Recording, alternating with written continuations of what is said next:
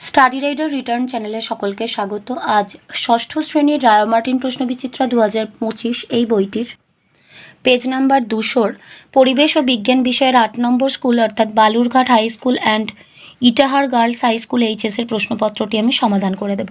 তো তোমাদের কাছে একটাই অনুরোধ, ভিডিওটা স্কিপ না করে তোমরা সম্পূর্ণ ভিডিওটা দেখবে এবং এর আগে আমি স্কুল 7 পর্যন্ত যে প্রশ্নপত্রগুলো সমাধান করে দিয়েছি তোমরা অবশ্যই ডেসক্রিপশন বক্সে দেওয়া লিঙ্ক থেকে সেই ভিডিওগুলো দেখে নিও আর আমাদের চ্যানেলটি সাবস্ক্রাইব করে দিও প্লিজ। তো চলো শুরু করা যাক। একের দাগে রয়েছে সঠিক উত্তরটি নির্বাচন করো। 1, যক্ষ্মার জীবাণু বাসা বাঁধে ফুসফুসে। 2, পাউরুটির গায়ে ফুটো থাকে কারণ পাউরুটি তৈরির সময় নির্গত হয় কার্বন ডাই অক্সাইড। পোড়া চুনের কলি চুনে পরিবর্তন একটি রাসায়নিক পরিবর্তন। প্রদত্ত কোনটি পর্যাবৃত্ত ঘটনা নয়? হঠাৎ বন্যা হওয়া। খাবার হজম হওয়া রাসায়নিক পরিবর্তন। আর্জেন্টাম হলো সিলভার। ম্যালেরিয়ার ওষুধ তৈরি হয় কুইনাইন থেকে। ব্রোমিন হলো তরল অধাতু। H2O হলো জলের সংকেত। অক্সিজেন গ্যাস জ্বলতে সাহায্য করে। 2 দাগে রয়েছে শূন্যস্থান পূরণ করো। ড্যাশ একটি পরজীবী প্রাণী। উকুন। জলে ড্যাশ মেশানো হয় জীবাণু মারার জন্য, ক্লোরিন মেশানো হয়। 3, আচ্ছা এটা হ্যালোজেন ট্যাবলেটও হতে পারে, ক্লোরিনও লিখতে পারো অথবা হ্যালোজেন ট্যাবলেটও লিখতে পারো তোমরা। পরমাণুদের জোটবদ্ধ অবস্থাকেই ওই মৌলের অণু বলা হয়। রজন পাওয়া যায় ড্যাশ গাছ থেকে, পাইন গাছ থেকে। 3 দাগে নিচের প্রশ্নগুলির এক কথায় উত্তর দাও। 1, অভিপ্রেত ঘটনা কাকে বলে?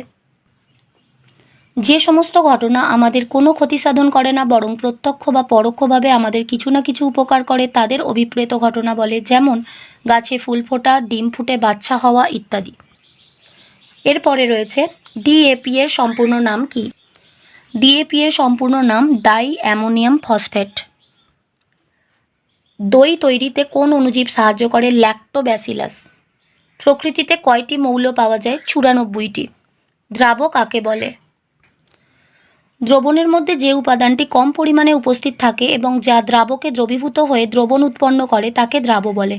যেমন চিনির জলীয় দ্রবণে চিনি কম থাকে তাই চিনি হলো দ্রাব।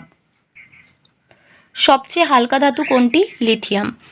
4 দাগে রয়েছে নিচের প্রশ্নগুলির সংক্ষিপ্ত উত্তর দাও। 1, ওষুধ তৈরিতে আমরা কিভাবে জীবাণুর ওপর ভরসা করি? স্ট্রেপ্টোমাইসিস নামক ব্যাকটেরিয়া। এই ব্যাকটেরিয়াটির বিভিন্ন প্রজাতি থেকে প্রায় 50টির বেশি অ্যান্টিবায়োটিক ওষুধ পাওয়া যায়, যেমন স্ট্রেপ্টোমাইসিন, এরিথ্রোমাইসিন প্রভৃতি। ভৌত পরিবর্তন ও রাসায়নিক পরিবর্তনের 3টি পার্থক্য লেখো। প্রথমত হচ্ছে বিষয় সংজ্ঞা। যে পরিবর্তনে পদার্থের মূল গঠনের কোনো পরিবর্তন হয় না, শুধুমাত্র বাহ্যিক অবস্থার পরিবর্তন হয় তাকে ভৌত পরিবর্তন বলে।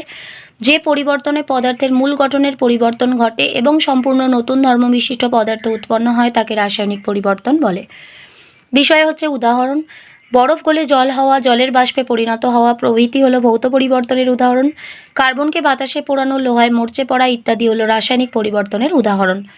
ভৌত পরিবর্তনের স্থায়িত্ব হচ্ছে এই পরিবর্তন অস্থায়ী, রাসায়নিক পরিবর্তন স্থায়ী।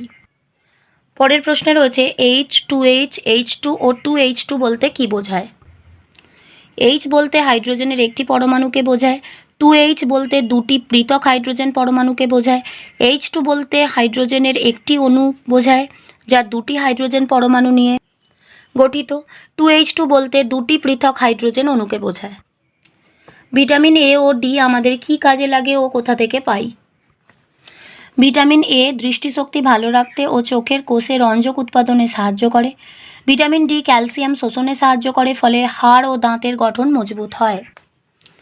কড ও হাঙরের যকৃৎ তেলে ভিটামিন এ ও ভিটামিন ডি থাকে। বাতাসের কয়টি উপাদান ও কী কী? বায়ুর মধ্যে অনেকগুলি উপাদান আছে, যেমন nitrogen, oxygen, carbon die oxide, জলীয় বাষ্প, নিষ্ক্রিয় গ্যাস ইত্যাদি। কার্বন ডাই অক্সাইড ও মিথেনের সংকেত লেখো। কার্বন ডাই অক্সাইডের সংকেত হচ্ছে CO2, মিথেনের সংকেত হলো CH4। আজ এই পর্যন্ত। ভিডিওটি ভালো লাগলে অবশ্যই একটা লাইক দিও আর পড়াশোনা সংক্রান্ত এরকম আরও ভিডিও পেতে আমাদের চ্যানেলটি সাবস্ক্রাইব করে পাশে থাকা বেল আইকনটি প্রেস করো আর বন্ধুদের সাথে শেয়ার করো। ভালো থেকো, খুব তাড়াতাড়ি ফিরে আসছি নেক্সট ভিডিও নিয়ে। Thanks for watching.